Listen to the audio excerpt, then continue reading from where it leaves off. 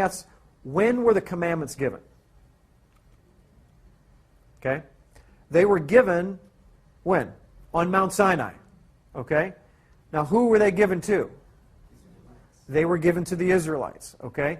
They were not given to the Jews. The commandments were given to God's people. They were given to all 12 tribes at the time that were called Israel. As a matter of fact, it was even beyond the 12 tribes that they were given to. They were given to all the people that came out of Egypt that chose to sojourn and to be part of the congregation of Israel. Whether you were a native born or whether you were of an Egyptian background or whether you were of a Turkish background, it didn't matter. If you were an alien, a sojourner, or a native born, and you decided to be part of the children of God, then you were the ones that He was talking to on Mount Sinai. Very critical to understand, because the misconception is that we go back to the fact that because Jesus was actually in the New Testament and He was a Jew and all of His people were Jewish, and they were the ones that were keeping the feast days, that it must be a Jewish holiday. Matter of fact, it's the same way today. The only people, by and large, that keep the commandments or the holy days of the Bible are who? The Jews. Now, let me submit something to you. If the Arabs were the only people that were celebrating the feast days of the Bible, what would we call them? Arab holy days, right? Why are you keeping Arab days? You know, or it doesn't really flow off the tongue like Jewish does, but in any case, we'd be calling whatever the tribe or the culture or the tongue that would be keeping them. But because the Jews are, by and large, the ones that keep them, we call them Jewish. That's not accurate, archaeology-wise, scientifically, or biblically. Okay?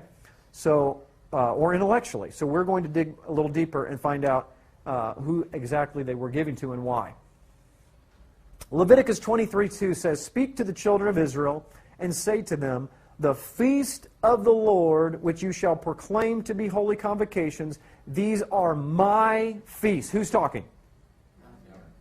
God is talking, okay? So Yahweh is speaking, and He says, these are my feasts. Matter of fact, when you see the term Lord there in all caps in your King James Bible, or whatever Bible you got, that is a hint, because that is actually the four-letter Hebrew letter, a tetragrammaton, Yod-He-Vav-He. In Hebrew, the Yud, He, Vav, He.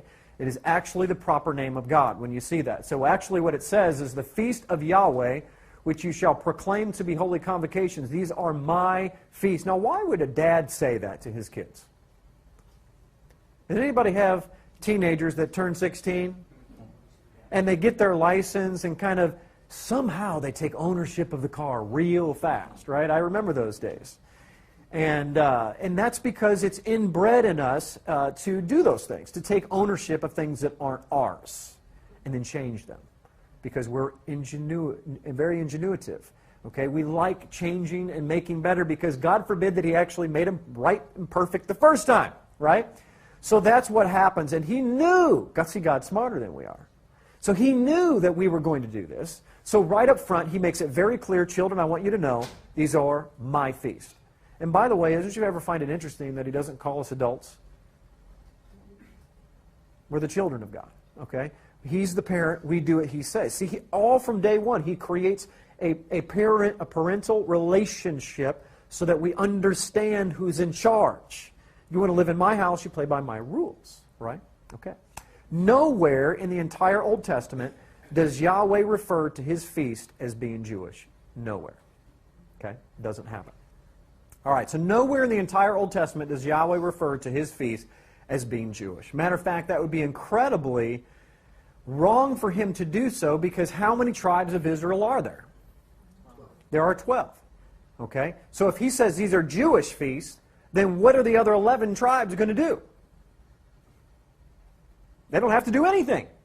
So therefore, they're not responsible to keep any of the commandments of God, because they're Jewish feasts, which means that's the tribe of Judah. So the Danites go, oh, that's a pretty good idea. We can do whatever we want. Those are Jewish feasts. Can you imagine going back 3,000 years at Mount Sinai and you know, the Levites going, I told you Jews, you should have kept the law. He didn't give them to us, He gave them to you. Just ask the Christians 3,000 years from now. They'll tell you. No, He gave them to all the children of Israel.